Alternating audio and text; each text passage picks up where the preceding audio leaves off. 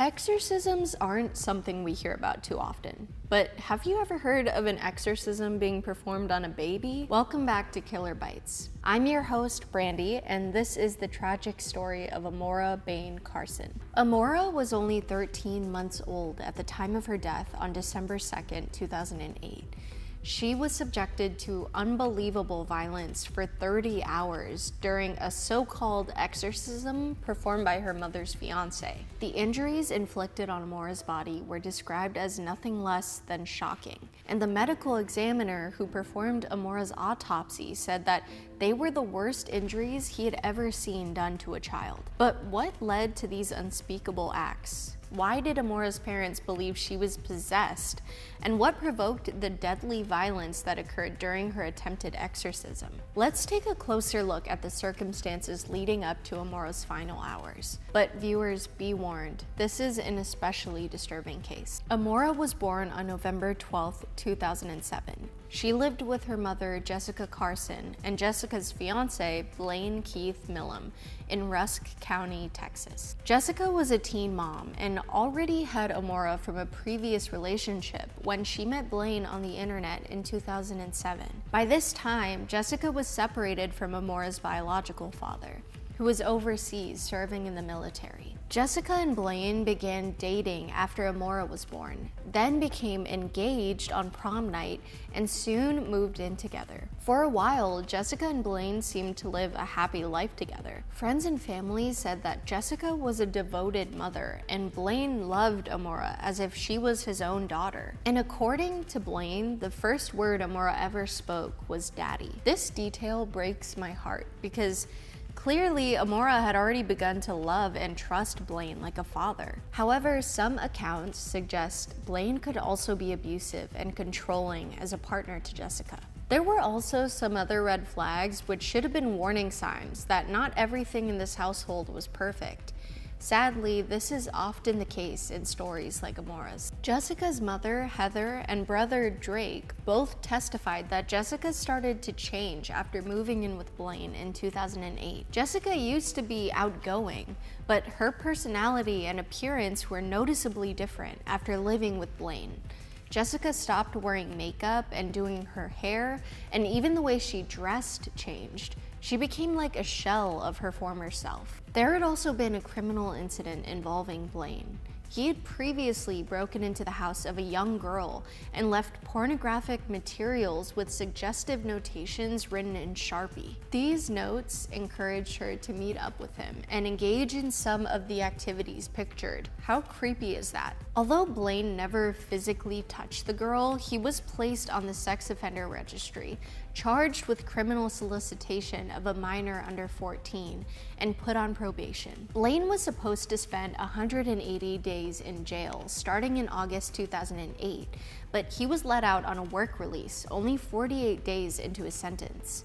When Blaine and Jessica eventually moved out of their apartment in Longview, Blaine didn't update law enforcement with his new address, and officials lost track of him. Blaine never went back to jail to finish out the rest of his sentence. Jessica was aware of all of this and had been present at Blaine's hearing. In fact, Blaine was actually not supposed to be within 200 feet of a premises where children gather. Therefore, he should not have been living with Amora at all since she wasn't his biological child or a sibling. Despite this, Jessica and Blaine were still sharing an apartment together in Longview, Texas, along with Amora. It's especially heartbreaking to consider that Blaine actually should have still been in jail serving his sentence on the day that Amora was killed later that year. Things really started to go downhill when Jessica purchased a Ouija board while still living at the Longview apartment. She wanted to communicate with her deceased father, who had committed suicide when she was only 10 years old. Jessica had been the one to discover his body. Furthermore, Blaine's father passed away in September. He had reportedly been close with his dad. Blaine dropped out of school after 4th grade, and his father helped homeschool him from that point forward. The Ouija board allegedly began telling them things that only their fathers would have known. It also supposedly told Jessica that her mother was responsible for her father's death, and that she had to do something about it in order to find peace. This caused a rift between Jesseca and her mother. Soon, Jesseca became convinced that Blaine, Amora, and their apartment had become possessed by demons. Therefore, they decided to move into a trailer home owned by Blaine's mother in Tatum, Texas. This is when authorities lost track of Blaine's whereabouts. Jesseca and Blaine left their Longview apartment in a filthy state. They left behind rotting food in the refrigerator, a knife hidden in the toilet tank, and a light bulb which had been used to smoke meth. According to Blaine's mother, he used methamphetamine on and off, and stopped emotionally maturing at the age of 12. Blaine tried to commit suicide twice after the death of his father, which deeply affected him. It sounds to me like the combination of drug use plus losing his dad may have caused Blaine to be even more emotionally volatile than usual. Meanwhile, some sources have suggested that Jesseca may have been suffering from postpartum psychosis. Put together, this might explain why the two were so convinced about the demon possessions. By December, these delusions reached the point where Jesseca and Blaine decided an exorcism was the only way to save Amora from the demons they believed had possessed her. On December 2nd, 2008, police received a panicked emergency call from Blaine, who claimed to have found Amora dead. First responders arrived at the home 20 minutes later and discovered a horrific scene. It was immediately clear that a homicide had taken place. Amora's body was found in a hole in the bathroom floor, which was being remodeled. Amora was completely battered with at least 18 broken ribs, numerous abrasions, and 24 human bite marks covering her face and body. In the autopsy that followed, it was then discovered that Amora had been sexually assaulted as well, likely with a blunt object. She also had a torn liver and head fractures. There were so many injuries that it could not be determined which one was the cause of death. As far as they could tell, all of Amora's injuries were caused while she was alive. This is truly heartbreaking to think about. No one deserves that, but especially not a child. At first, Jesseca and Blaine denied any involvement in Amora's death. They claimed to have left Amora sleeping at the house while they went out on a walk, and then found her body in that condition when they returned an hour later. Then they changed the story, saying Amora had been in a car accident the day before. At one point, they even suggest the family dogs must have attacked Amora, though this was also quickly ruled out. There were many inconsistencies with what Blaine and Jesseca were telling the police, and their stories kept shifting. Evidence from Amora's autopsy contradicted their timeline too. It was clear that Amora's injuries had been caused earlier than when Blaine called the police in the late morning. Then a pawn shop surveillance video came to light, which helped solidify a timeline of events. At 9:03 a.m., the video shows Blaine and Jesseca at the pawn shop. Their behavior is completely casual as they browse DVDs and pawn 2 items. However, medical evidence shows that by this point, Amora had already been killed at their home. How could Blaine and Jesseca simply walk around the store as if it was any ordinary day? Then at 9:17 a.m., another video shows the two of them at the gas station, again, completely acting normal. Blaine's call to police comes over an hour later at 10:37.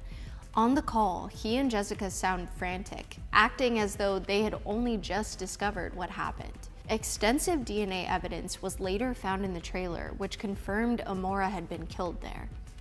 Jesseca and Blaine had moved Amora's body into the hole in the floor and attempted to confuse police by staging fake Halloween blood at the crime scene. With further investigation, experts were able to match most of the bite marks on Amora to Blaine's dental records. Jesseca finally alleged that Blaine was performing an exorcism on Amora at the time of her death. Amora was subjected to this for 30 hours. When describing the possessions, Jesseca made comparisons to the movie The Exorcist.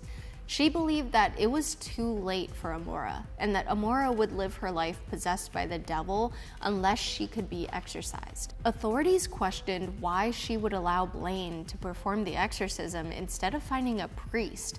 But then again, a lot of Jesseca's story didn't seem to make sense. The case became so notorious that Blaine's trial had to be moved to another county in order to find an unbiased jury. When jurors saw the graphic photos of Amora's body in court, many of them were visibly shaken and had to wipe away tears. Blaine didn't look at the pictures. In May 2010, Blaine was found guilty of capital murder and received the death sentence.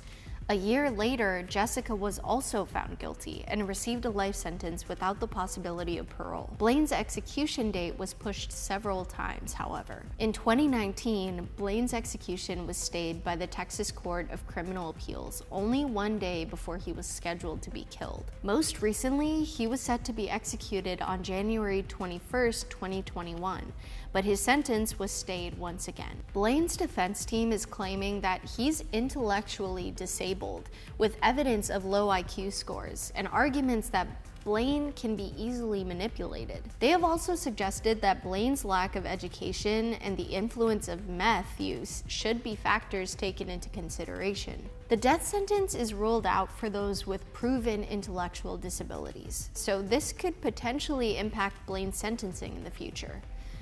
A member of Blaine's defense team recalled that Blaine seemed to lack an understanding of his situation even during the trial, asking, "Why do these people not like me? Why do they want to kill me?" In interviews conducted with Blaine after his sentencing, it is shocking to see that Blaine still doesn't seem to fully acknowledge what happened the night of Amora's death. Meanwhile, Jesseca is still serving a life sentence. These cases with child abuse are never easy, but this one will stay with me. It's especially hard to accept that Amora's death might have been avoided if Blaine had simply served out his original jail sentence. So what do you think? Should Blaine receive the death penalty, or did the courts overlook some factors, including his mental competency? What about Jesseca and her bizarre story of demon possession? What do you think about all this? Let me know in the comments below. As always, thank you for watching. I'm your host, Brandy, and this is Killer Bites. Stay safe out there.